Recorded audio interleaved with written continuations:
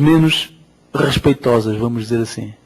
Talvez exatamente porque a linguagem é tão diferente, não é? Que quanto mais diferente for a adaptação, normalmente melhor é. Enfim, como é que se vive de literatura, como é que se relaciona com a questão de direito autoral, esse tipo de questão?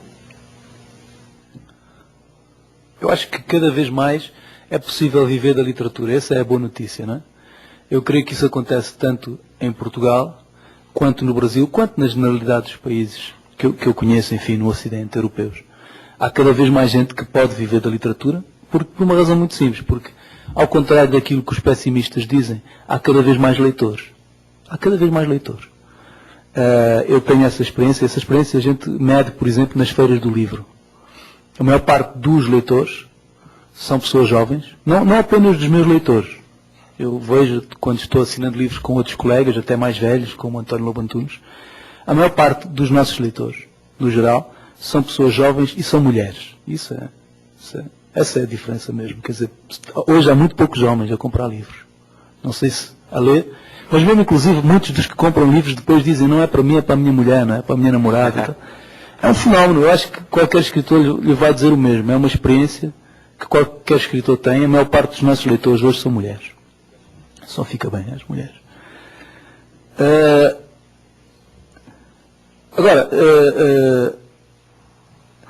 Prémios literários, bolsas de criação literária são muito importantes. Eu até acho que as bolsas são mais importantes que os prémios, não é? Porque a bolsa implica que você escreva, não é? Leva a escrita. O prémio já é uma coisa, você já escreveu, depois ganhou um prémio, é ótimo. Sabe sempre muito bem e o dinheiro ajuda sempre.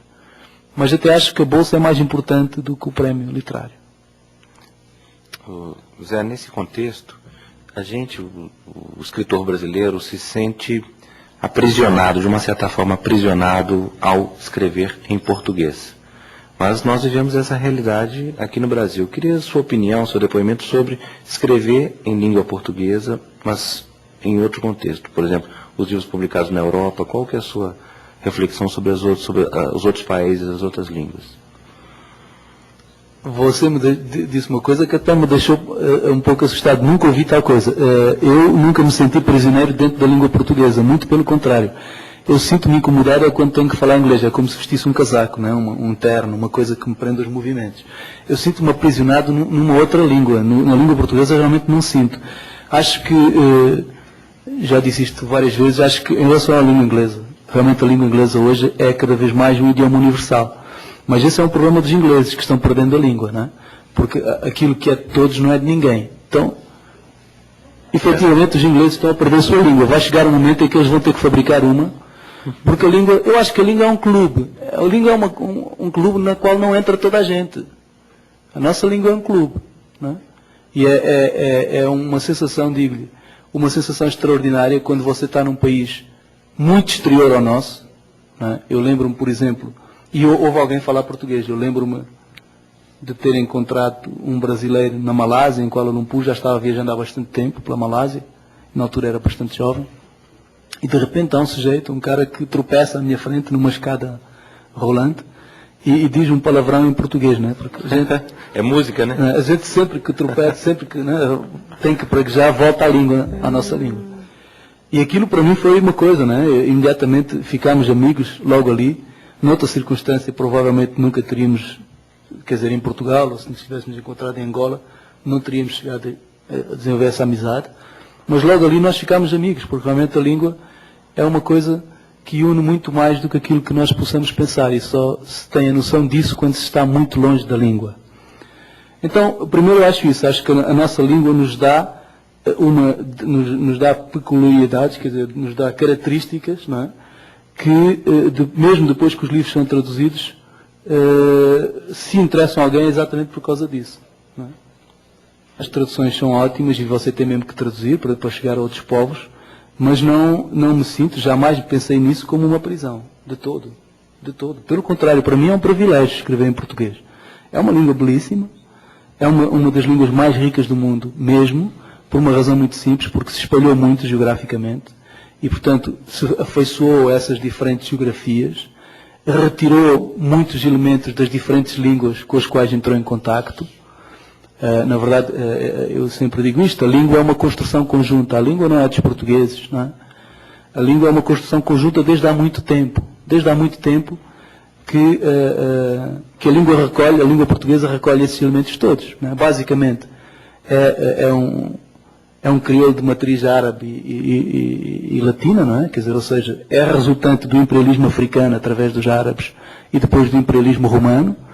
E a seguir, a língua continuou a sua errância e foi absorvendo elementos de todas essas regiões. Não é?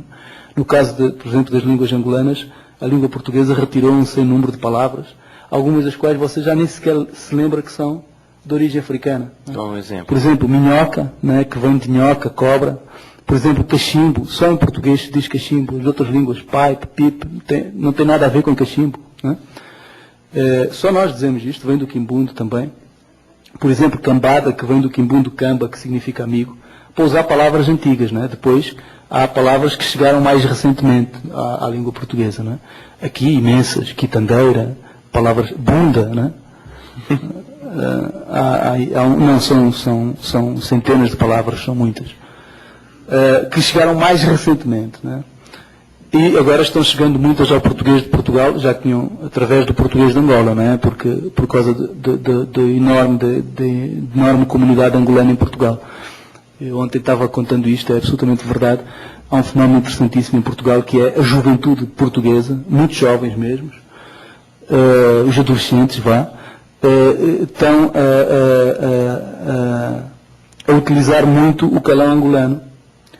Ou até nem digo calão, porque é realmente o nosso português de Angola, quer dizer, a variante portuguesa de Angola, do português de Angola, está a ser muito utilizado pelos portugueses jovens como uma língua, como uma coisa de afirmação, não é? Então fica um pouco absurdo, porque hoje o que acontece é que, como todos os jovens estão a usar esses termos, quando nós angolanos falamos assim em Portugal, parece que estamos a querer imitar os jovens portugueses, não é? Estamos a querer passar por jovens, começa a ficar meio ridículo, porque aquilo são palavras nossas, mas os portugueses já não têm noção de que aquelas palavras vieram de Angola, muitas vezes. Então parece que somos nós, angolanos, que estamos a tentar passar por jovens utilizando aquelas palavras. Eu queria te perguntar, e eu acho maravilhoso o livro, né? Eu queria te perguntar como é que você se vê nessa situação, nesse contexto. Nesse contexto de uma jovem nação, de uma elite sem passado, numa nação pós-colonial, pós-independência, pós-socialismo, sem passado, né? Como é que você se percebe? Qual o seu lugar nessa... Ok. Obrigado. Okay. Obrigado. Bem, quanto à primeira questão, é muito interessante. Ainda mais do que preto ou negro, há uma palavra que tem uma deriva mais curiosa, que é a palavra crioulo, aqui no Brasil. Como você sabe, era usada para designar os negros já nascidos aqui no Brasil. Portanto, crioulo vem de criar. Portanto, eram os negros criados no Brasil. E que depois ganhou um caráter também meio pejorativo e hoje designa qualquer negro. Não é? Curiosamente, no resto da América Latina, a maior parte dos brasileiros não tem essa noção, designa, não é o contrário, é exatamente a mesma coisa, mas... vamos ver, designa os brancos nascidos no país. Na verdade,